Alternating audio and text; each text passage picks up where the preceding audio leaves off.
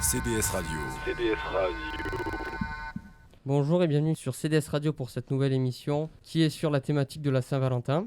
Donc je vais vous présenter les personnes qui sont autour de cette table. Donc Sarah. Bonjour. Louisa. Bonjour. Et Laetitia. Bonjour.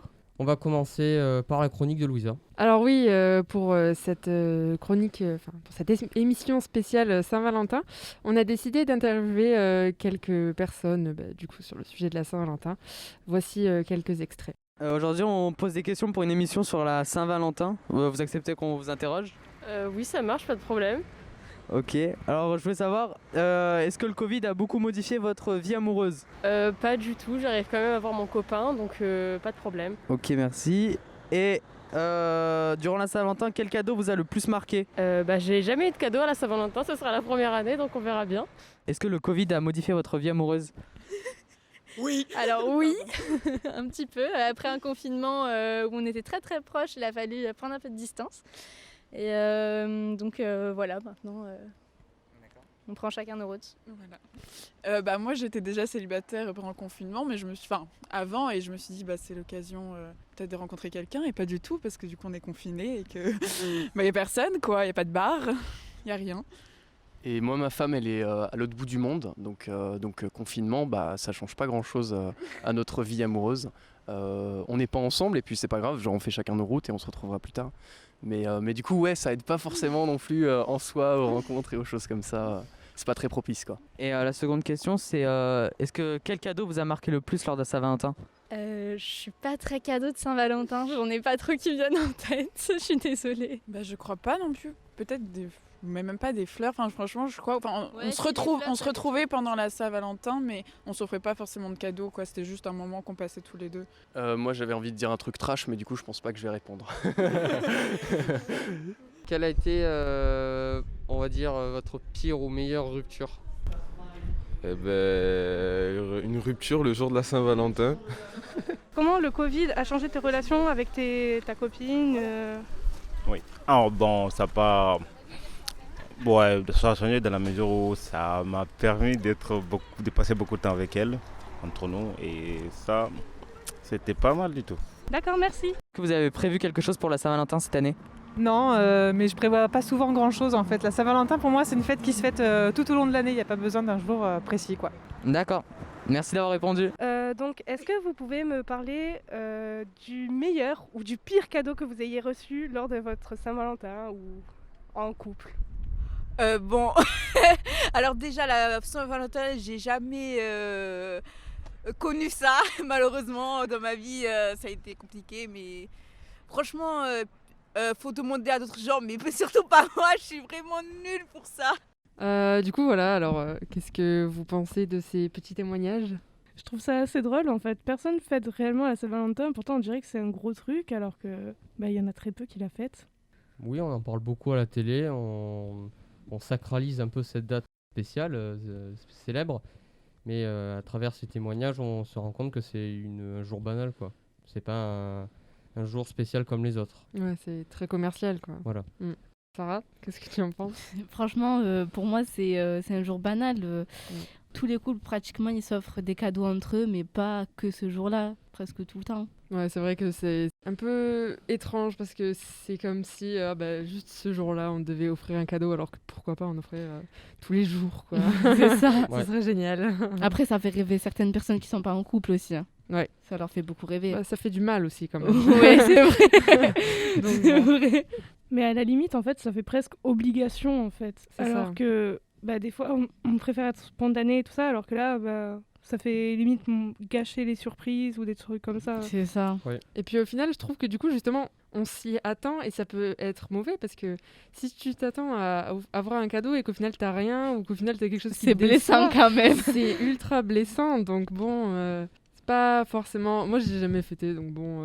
Moi aussi. Franchement, je sais pas la sensation c'est ça. d'avoir un cadeau. Ouais. Donc voilà. Pourtant, j'en ai rêvé d'avoir des cadeaux surprises, mais. Mais à l'heure actuelle, il n'y a rien du tout. Non, franchement, c'est vraiment intéressant de parler de la Saint-Valentin parce qu'il y a peu de personnes qui parlent de la Saint-Valentin dans une radio et en même temps, ils en parlent que sur Internet ou bien dans le journal. Ils disent que comme quoi la Saint-Valentin, c'est quelque chose d'exceptionnel, d'extraordinaire, quoi.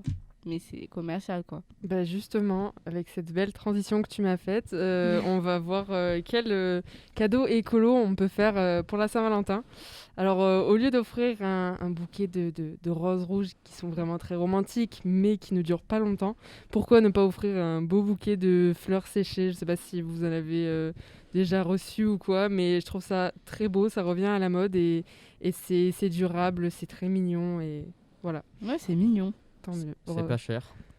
Je crois que c'est plus ou moins le même prix, hein, vraiment, parce que le fait de faire sécher les fleurs et tout ça, parce que il y a tout un processus, etc. Et il me semble que c'est presque un peu plus cher, mais c'est plus durable, donc au final, c'est... C'est mieux que rien. Voilà, c'est ça, aussi. Après, il y a tout ce qui est prestations de services, etc.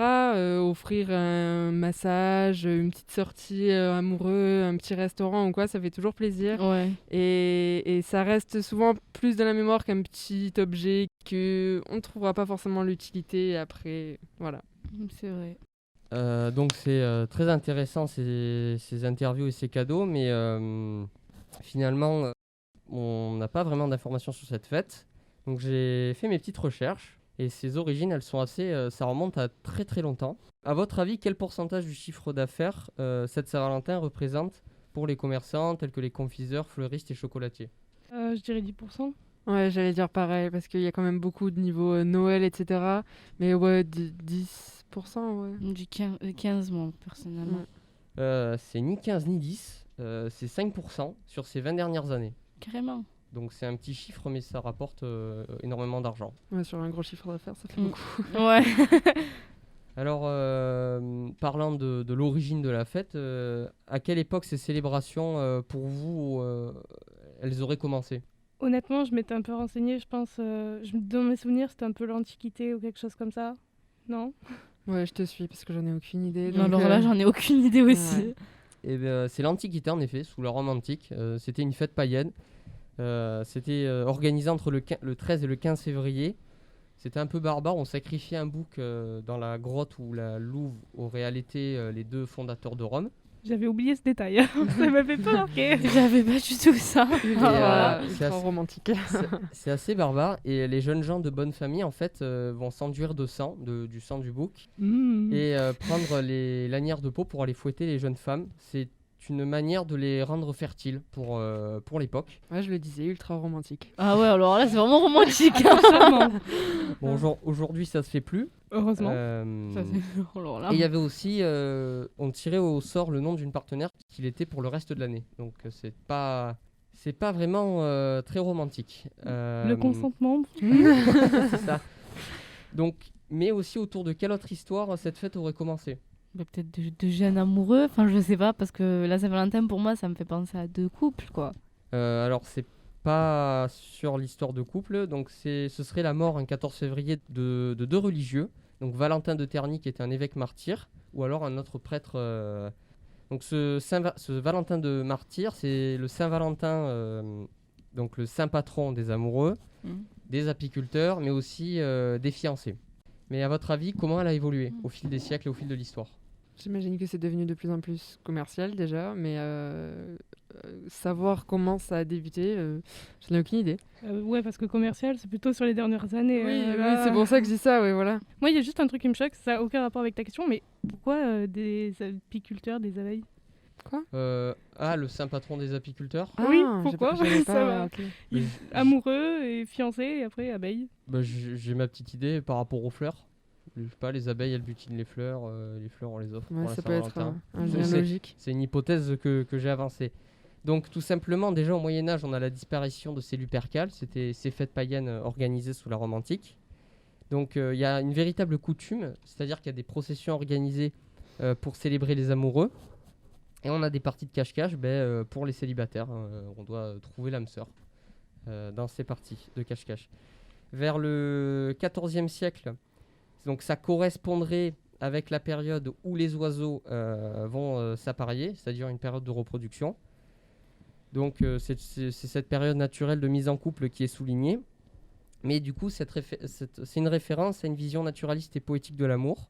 Et on a les Valentines, ce sont des cartes avec des mots doux. Vont être les symboles de cette fête. C'est une tradition anglo-saxonne qui s'est diffusée petit à petit sur le continent. Et donc on a également la naissance de légendes, des mariages interdits, des miracles. Cette fête, ce procédé est officialisé sous le pape Alexandre IV.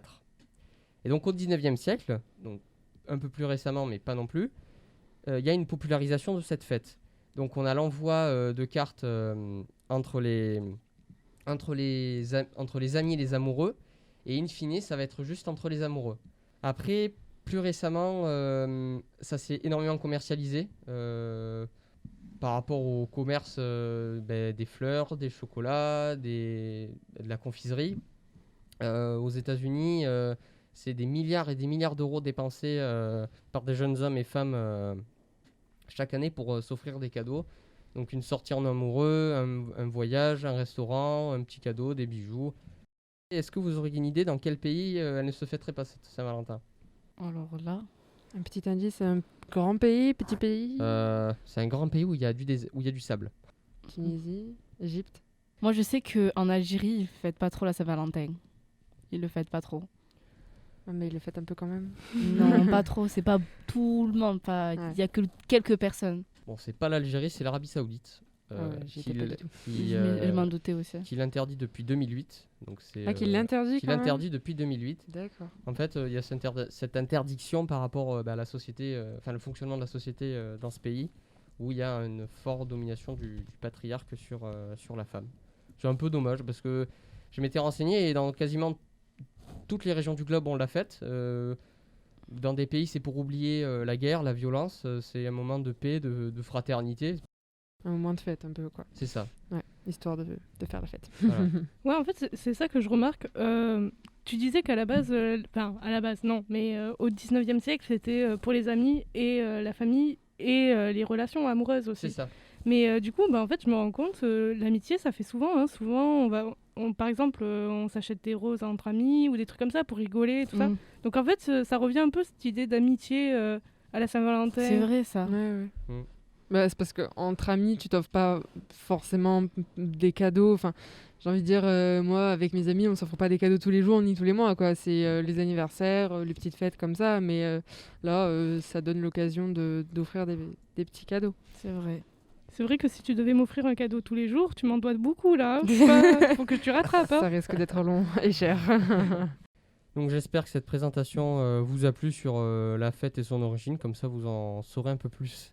Je vais passer la parole à Sarah qui va nous présenter sa rubrique. Alors, ma chronique parle des premiers rendez-vous, comment s'habiller ou bien comment se maquiller pour un premier rendez-vous. Alors, tout d'abord, pour un premier rendez-vous, pour les filles, je vous conseille de vous habiller vraiment normal, basique. Faut pas en faire plus, faut pas en faire moins. De mettre un petit beau jean, un beau haut, se lâcher les cheveux... être basique, normal. Parce que si on en fait plus, la personne va se dire oui, tu t'es fait belle pour moi. Ou bien si tu t'habilles mal, tu t'es pas fait belle pour moi. Vous voyez. Ensuite, niveau maquillage, franchement, aussi léger et tout. Si vous ramène dans un restaurant, faut mettre un peu le paquet. Mais si vous ramène dans un endroit où bien c'est la campagne ou bien c'est le paysage... un bon kebab. Voilà, c'est ça. Vous maquillez pas trop, vous voyez. Et niveau coiffure, franchement, les cheveux lâchés. Franchement, il n'y a pas plus mieux que les cheveux lâchés. C'est assez drôle. Quand elle a parlé de campagne, moi, je pensais plutôt à une randonnée. Voilà, une petite randonnée. Campagne. Non, en fait, j'ai dit kebab parce que ça m'a fait rire ce que tu as dit faut pas en faire des caisses si vous allez dans des endroits moins bien que les restos, tu vois. Du coup, c'est là que j'ai dit kebab. Mais quand je pensais à la campagne, non, c'est mignon la campagne, etc. J'y habite, donc voilà. Oui. Mais oui, c'est... La brousse. Non, faut pas en faire des paquets, mais si on va dans un restaurant chic et classe, alors là, mettez le paquet, alors là, le fond de teint, l'anti-serre, tout ce que vous voulez. Ok, merci pour tes conseils. J'essaierai de les appliquer si j'ai un date un jour. On croise les doigts pour toi. Merci. Les trois. Merci Sarah pour ta rubrique. On va passer à Laetitia qui nous a concocté quelques petites questions. Du coup, je vous ai fait un petit jeu. En fait, j'ai pris quelques couples mythiques et j'en fais la description et vous devez deviner qui c'est. Donc, nous sommes un couple de poètes. Poème saturien a écrit l'un. Le dormeur du Val a écrit l'autre. Alors celle-là, c'est un peu compliqué, je vous préviens. Si vous trouvez là. Le dormeur du Val, ça me dit quelque chose. Laetitia, on était dans la même classe durant des années et je sais qu'on l'a étudié, mais je sais plus de qui c'est. Oui, on l'a étudié, oui. Oh mon Dieu. Mon Dieu. Donne un indice, s'il te plaît. Les deux poètes. Non. Y en a un, son prénom c'est Paul et l'autre c'est Arthur. J'aurais pu dire Paul Mirabel, très bon humoriste, mais pas du tout. C'est Paul Verlaine et Arthur Rimbaud. C'est Arthur Rimbaud. Évidemment. La deuxième, c'est nous sommes un couple de chercheurs connus pour nos recherches sur la radioactivité. Louisa, tu réponds à cette question parce que sinon je m'énerve. T'es la scientifique du groupe. Louisa, faut que tu répondes. Mais c'est pas pour autant que je sais tout, hein, mais sur la radioactivité, le seul que j'ai là, c'est Curie, Marie Curie et Pierre. Merci. Merci, c'est dur, hein, parce que sinon on s'en sortirait pas. Hein. Il a tout trouvé. Alors moi, j'ai rien trouvé du tout. J'ai aucune idée. C'est pour ça que j'avais dit, je pensais que c'était assez simple, et en fait non. Alors pas du tout. Évidemment que quand tu lis, c'est simple, mais bon, après... Nous sommes un couple de danseurs. Au Catskill, on s'est rencontrés. Au début, je pensais Danse avec les stars, mais alors là, pas du tout. C'est ça. Je pensais à la même chose au début, mais en fait, c'est pas ça du tout. Je pense à Denis et Ryan sur le coup. Ouais. Dirty Dancing, non? Ah bah merci Mathéo. Bah oui. Mais c'est un film de meuf. C'est quoi? Mais c'est quoi le préjugé? Mais toutes les filles doivent le regarder. C'est quoi le film? Dirty Dancing. Alors là, j'ai jamais regardé. Moi, j'ai regardé seulement la moitié. Je connais le couple, mais bon, comment c'est un film de filles? Genre, c'est comme si tu disais Star Wars, c'est un film de garçons. Je suis pas d'accord avec toi. T'as stéréotypé le film. C'est pour tout le monde, voyons. Voilà. La fin, elle est bien en plus quand ils font le. Voilà, tu vois, lui, il l'a vu, nous, on l'a pas vu. Voilà. Tu sais le refaire? Non. Ne faites pas dire des choses que j'ai pas dit, s'il vous plaît. Merci. C'est trop technique. Ensuite, c'est leur couple est un drame se terminant par la mort, la tristesse de deux familles. Titanic. Non, c'est Roméo et Juliette. Mais merci Mathéo. Le dire. Il est plus romantique que vous les filles. Hein. Vous trouverez pas de Saint-Valentin comme ça. Hein. Voyons, c'est pas bien là. Je connais l'histoire et que j'ai vu le film aussi. Enfin, j'ai vu une partie du film. Je suis triste du coup. Je suis déçue de moi. Ah, vous trouverez pas le dernier. Vous trouverez pas. Personnage d'un célèbre roman de Jane Austen. L'un doit faire abstraction de sa fierté, l'autre de ses préjugés. Trouvez le nom du roman, pas les personnages, parce que sinon on va pas s'en sortir. C'est quoi l'auteur, pardon? Jane Austen. Je connais pas. J'ai jamais lu ces livres. Mais alors là, pas du tout. J'ai pensé à un dessin animé, moi. Carrément, La Belle et la Bête. Ah, j'aurais pu le mettre, c'est vrai. Ouais, parce que là, la Bête, il met un peu sa fierté. Voilà, on aurait réussi. Les films Disney, là, une petite liste. Voilà. Ah, mais en vrai, ça aurait pu grave passer. Pardon, désolé. Réflexion. Réflexion faite. A posteriori, oui. Du coup, c'était Orgueil et Préjugés avec le personnage de Elizabeth Bennet et de Monsieur Je lis dans ma bibliothèque. Et tu le lis pas? Pas encore, j'ai trop de livres. Il est cool, hein, franchement, il est cool. Ok. Je le mettrai un peu plus haut dans ma liste de livres à lire. Merci Laetitia pour ta chronique. On a un invité spécial qui va nous parler de la journée de la rose, une journée qui est organisée chaque année au campus. Alan, je te laisse la parole. Alors oui, c'est vrai, chaque année au lycée, il y a la journée de la rose depuis maintenant plusieurs années qui est organisée. C'est une journée qui est faite pour faire plaisir à ses amis, ses amoureux, ses professeurs, les surveillants, les CPE, un peu tout le monde. Vu que bon, on inclut le plus de monde et puis bon, c'est un plaisir pour les élèves, ça fait rire certains élèves qui reçoivent des roses, ils s'y attendent pas, ils sont contents. Et c'est un plaisir commun, quoi. Et puis c'est vraiment fait pour les élèves. J'ai une question, qu'est-ce que ça rapporte au lycée de faire ça? Parce qu'il doit bien avoir un retour en quelque sorte. Alors absolument pas, donc la rose elle est à 1 euro, et puis c'est le prix justement qu'on paye. La rose est elle-même à 1 euro, donc quand le fournisseur...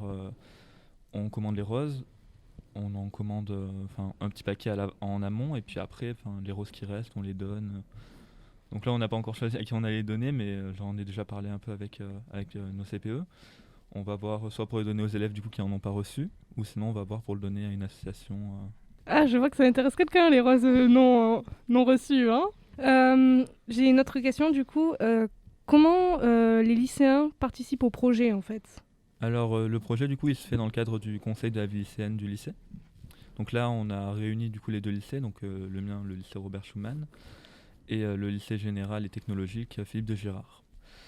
Donc on s'est rassemblés du coup pour parler du prix de la rose, du fournisseur qu'on allait prendre. Et puis après, bon, au niveau de l'administratif, c'est les CPE qui s'en sont occupés. Et nous, de notre côté, on s'est occupé par exemple de faire l'affiche qu'on peut voir un peu de partout dans le lycée. On a fait la communication sur les réseaux sociaux, sur l'Instagram du CVL. Et voilà quoi. Et combien de temps vous le préparez en amont en fait, cette journée? Parce qu'on pourrait croire que c'est simple, mais il y a les commandes à passer, tout ça. Alors là, ça s'est fait dans un timing qui était très très très serré. La réunion du CVL, on en a fait une il y a 2 semaines. La dernière, elle a été faite la semaine dernière justement. Et directement, on a lancé la vente des roses cette semaine. Et est-ce que ça marche bien comme événement? Parce que je sais que dans mon entourage, j'ai des gens qui vont les acheter, les roses, mais dans l'ensemble, il y a beaucoup d'étudiants qui participent ou ça reste assez marginal? Dans l'ensemble, de ce que j'ai entendu, les roses se sont plutôt bien vendues les autres années. On avait toujours un petit surplus, mais pas grand-chose, quoi. Merci Alan pour ton intervention. Donc je vous remercie tous d'avoir préparé vos chroniques et de participer à l'émission. Et on se revoit pour une prochaine fois sur CDS Radio. Au revoir. Au revoir. CDS Radio. CDS Radio.